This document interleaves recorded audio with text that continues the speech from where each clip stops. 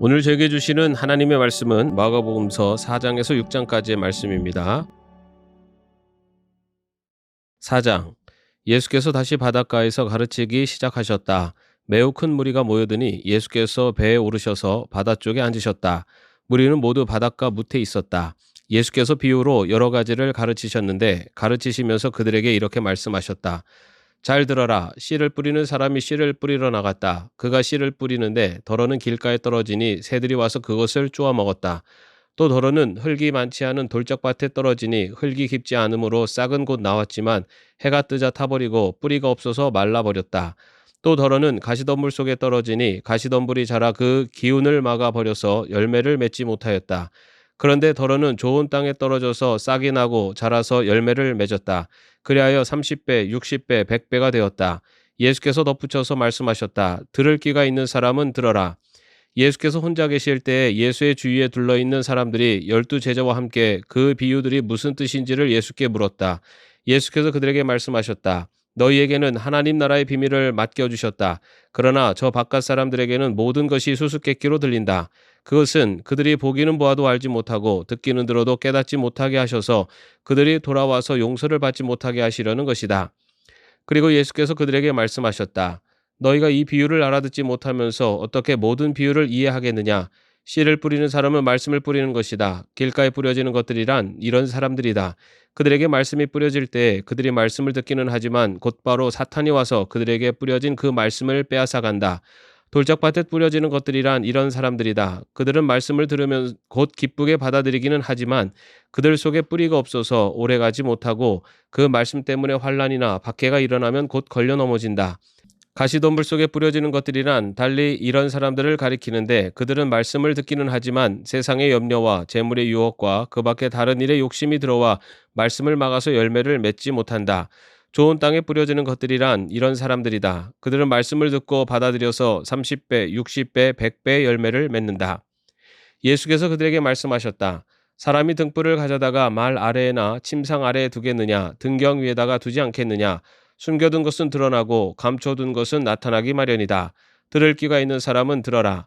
예수께서 그들에게 말씀하셨다. 너희는 새겨들어라. 너희가 되질하여 주는 만큼 너희에게 되질하여 주실 것이요 덤으로 더 주실 것이다. 가진 사람은 더 받을 것이요 가지지 못한 사람은 그 가진 것마저 빼앗길 것이다. 예수께서 또 말씀하셨다. 하나님 나라는 이렇게 비유할 수 있다. 어떤 사람이 땅에 씨를 뿌려놓고 밤낮 자고 일어나고 하는 사이에 그 씨에서 싹이 나고 자라지만 그 사람은 어떻게 그렇게 되는지를 알지 못한다. 땅이 저절로 열매를 맺게 하는데 처음에는 싹을 내고 그 다음에는 이삭을 내고 또 그 다음에는 이삭의 알찬 나달을 낸다. 열매가 익으면 곧 낫을 댄다. 추수 때가 왔기 때문이다. 예수께서 또 말씀하셨다. 우리가 하나님의 나라를 어떻게 비길까? 또는 무슨 비유로 그것을 나타낼까? 겨자씨와 같으니 그것은 땅에 심을 때에는 세상에 있는 어떤 씨보다도 더 작다. 그러나 심고 나면 자라서 어떤 풀보다 더 큰 가지들을 뻗어 공중의 새들이 그 그늘에 깃들일 수 있게 된다. 예수께서는 그들이 알아들을 수 있는 정도로 이와 같이 많은 비유로 말씀을 전하셨다. 비유가 아니면 말씀하지 않으셨으나 제자들에게는 따로 모든 것을 설명해 주셨다. 그날 저녁이 되었을 때 예수께서 제자들에게 말씀하셨다. 바다 저쪽으로 건너가자. 그래서 그들은 무리를 남겨두고 예수를 배에 계신 그대로 모시고 갔는데 다른 배들도 함께 따라갔다. 그런데 거센 바람이 일어나서 파도가 배 안으로 덮쳐 들어오므로 물이 배에 벌써 가득 찼다. 예수께서는 고물에서 베개를 메고 주무시고 계셨다. 제자들이 예수를 깨우며 말하였다. 선생님, 우리가 죽게 되었는데도 아무렇지도 않으십니까? 예수께서 일어나 바람을 꾸짖으시고 바다더러 고요하고 잠잠하여라 하고 말씀하시니 바람이 그치고 아주 고요해졌다. 예수께서 그들에게 말씀하셨다. 왜들 무서워하느냐? 아직도 믿음이 없느냐? 그들은 큰 두려움에 사로잡혀서 서로 말하였다. 이분이 누구이기에 바람과 바다까지도 그에게 복종하는가? 5장. 그들은 바다 건너편 거라사 사람들의 지역으로 갔다. 예수께서 배에서 내리시니 곧 악한 귀신 들린 사람 하나가 무덤 사이에서 나와서 예수와 만났다. 그는 무덤 사이에서 사는데 이제는 아무도 그를 쇠사슬로도 묶어둘 수 없었다. 여러 번 쇠고랑과 쇠사슬로 묶어두었으나 그는 쇠사슬도 끊고 쇠고랑도 부수었다. 아무도 그를 휘어잡을 수 없었다. 그는 밤낮 무덤 사이나 산속에서 살면서 소리를 질러대고 돌로 제 몸에 상처를 내곤 하였다. 그가 멀리서 예수를 보고 달려와 엎드려서 큰 소리로 외쳤다.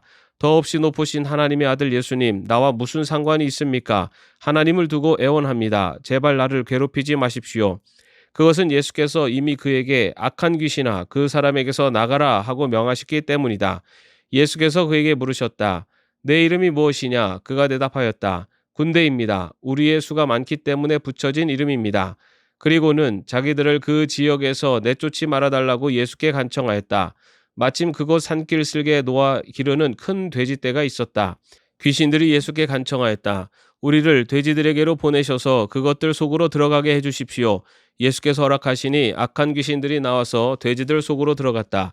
거기 2,000마리나 되는 돼지떼가 바다 쪽으로 비탈을 내리다라 바다에 빠져 죽었다.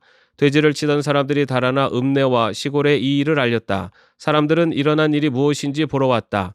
그들은 예수에게 와서 귀신 들린 사람 곧 군대 귀신에 사로잡혔던 사람이 옷을 입고 제정신이 들어 앉아 있는 것을 보고 두려워했다. 처음부터 이 일을 본 사람들은 귀신 들렸던 사람들에게 일어난 일과 돼지떼에게 일어난 일을 그들에게 이야기하였다. 그러자 그들은 예수께 자기네 지역을 떠나달라고 간청하였다. 예수께서 배에 오르실 때 귀신 들렸던 사람이 예수와 함께 있게 해달라고 애원하였다. 그러나 예수께서는 허락하지 않으시고 그에게 말씀하셨다. 내 집으로 가서 가족에게 주님께서 너에게 큰 은혜를 베푸셔서 너를 불쌍히 여겨주신 일을 이야기하여라. 그는 떠나가서 예수께서 자기에게 하신 일을 데가볼리에 전파하였다. 그리하니 사람들이 다 놀랐다. 예수께서 배를 타고 맞은편으로 다시 건너가시니 큰 무리가 예수께로 모여들었다. 예수께서 바닷가에 계시는데 회당장 가운데서 야이로라고 하는 사람이 찾아와서 예수를 뵙고 그 발 아래 엎드려서 간곡히 청하였다. 내 어린 딸이 죽게 되었습니다. 오셔서 그 아이에게 손을 얹어 고쳐주시고 살려주십시오. 그래서 예수께서 그와 함께 가셨다. 큰 무리가 뒤따라오면서 예수를 밀어댔다.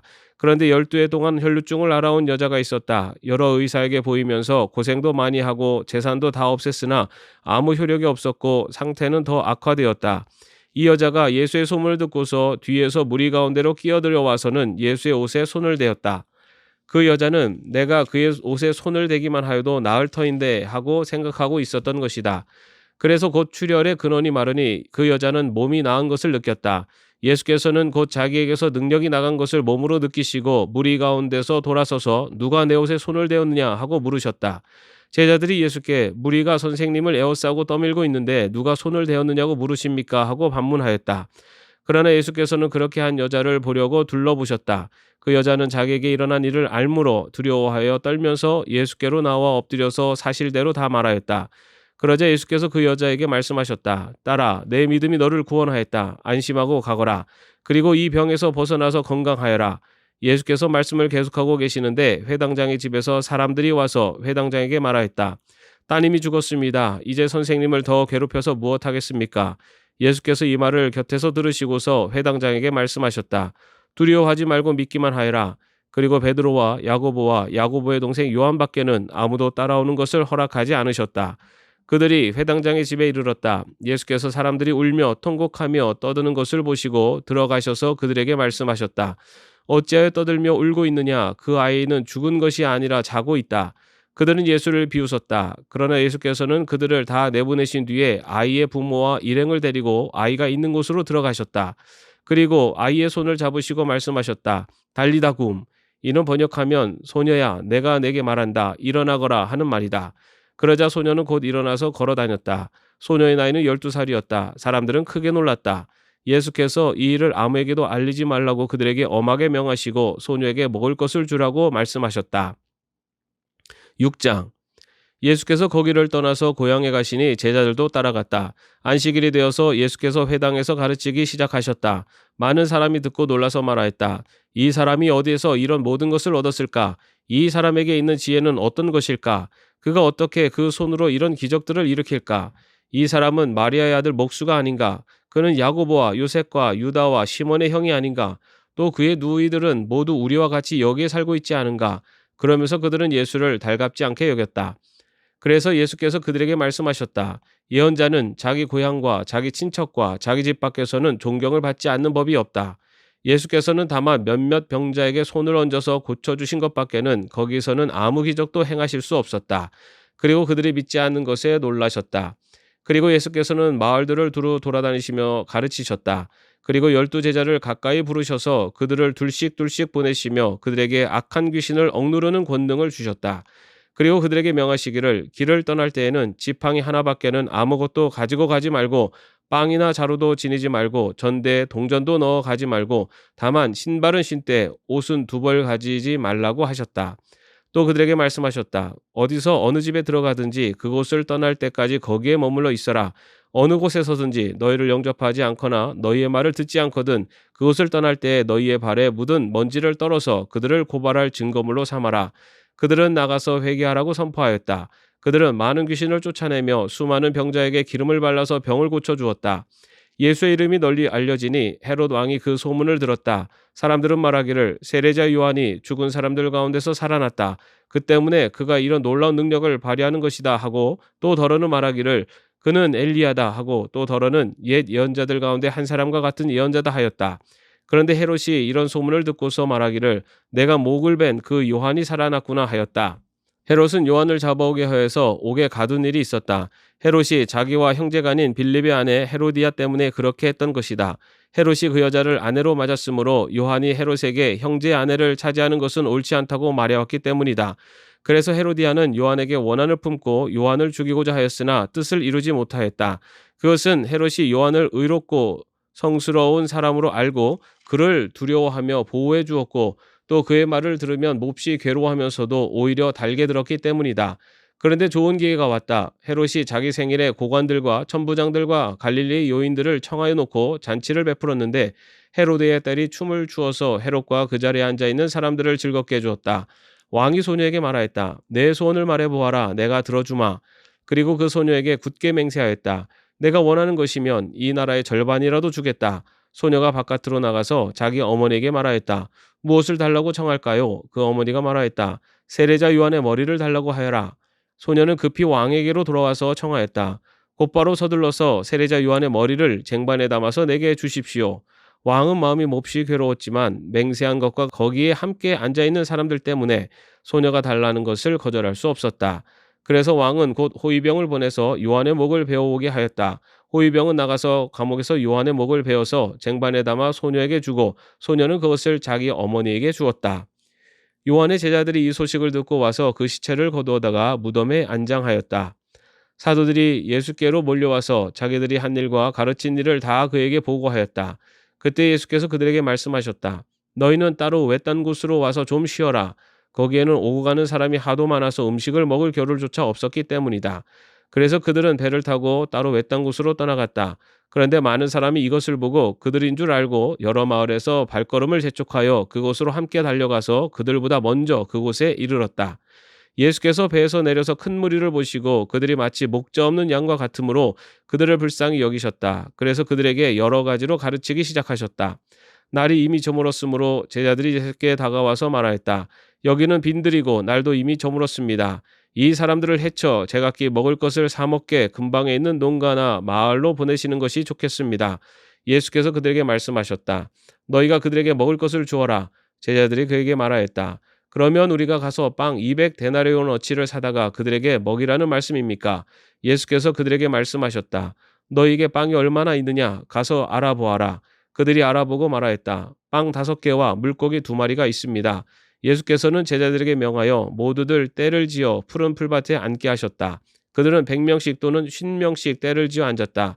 예수께서 빵 5개와 물고기 2마리를 들어서 하늘을 쳐다보고 축복하신 다음에 빵을 떼어서 제자들에게 주시고 사람들에게 나누어 주게 하셨다. 그리고 그 물고기 2마리도 모든 사람에게 나누어 주셨다. 그들은 모두 배불리 먹었다. 빵 부스러기와 물고기 남은 것을 주어 모으니 12광줄에 가득 찼다. 빵을 먹은 사람은 남자 어른만도 5,000명이었다. 예수께서는 곧 제자들을 재촉하여 배를 태워 자기보다 먼저 건너편 벳세다로 가게 하시고 그동안에 무리를 헤쳐 보내셨다. 그들과 헤어지신 뒤에 예수께서는 기도하시려고 산에 올라가셨다. 날이 저물었을 때 제자들이 탄 배는 바다 한가운데 있었고 예수께서는 홀로 무태 계셨다. 그런데 예수께서는 그들이 노를 젓느라고 몹시 애쓰는 것을 보셨다. 바람이 거슬러서 불어왔기 때문이다. 이른 새벽에 예수께서 바다 위를 걸어서 그들에게로 가시다가 그들을 지나쳐 가려고 하셨다. 제자들은 예수께서 바다 위로 걸어오시는 것을 보고 유령으로 생각하고 소리쳤다. 그를 보고 모두 놀랐기 때문이다. 그러나 예수께서 곧 그들에게 말씀하셨다. 안심하여라. 나다. 두려워하지 말아라. 그리고 예수께서 그들이 탄 배에 오르시니 바람이 그쳤다. 그래서 제자들은 몹시 놀랐다. 그들은 빵을 먹이신 기적을 깨닫지 못하고 마음이 무뎌져 있었다. 그들은 바다를 건너가서 게네사렛 땅에 이르러 닻을 내렸다. 그들이 배에서 내리니 사람들이 곧 예수를 알아보고 그 온 지방을 뛰어다니면서 예수가 어디에 계시든지 병자들을 침상에 눕혀서 그곳으로 데리고 오기 시작하였다. 예수께서 마을이든 도시이든 농촌이든 어디에 들어가시든지 사람들이 병자들을 장터거리에 데려다 놓고 예수께 그 옷술만이라도 손을 대게 해달라고 간청하였다. 그리고 손을 댄 사람은 모두 병이 나았다. 아멘. 오늘도 주 말씀 안에서 평안한 하루 되시기를 바랍니다.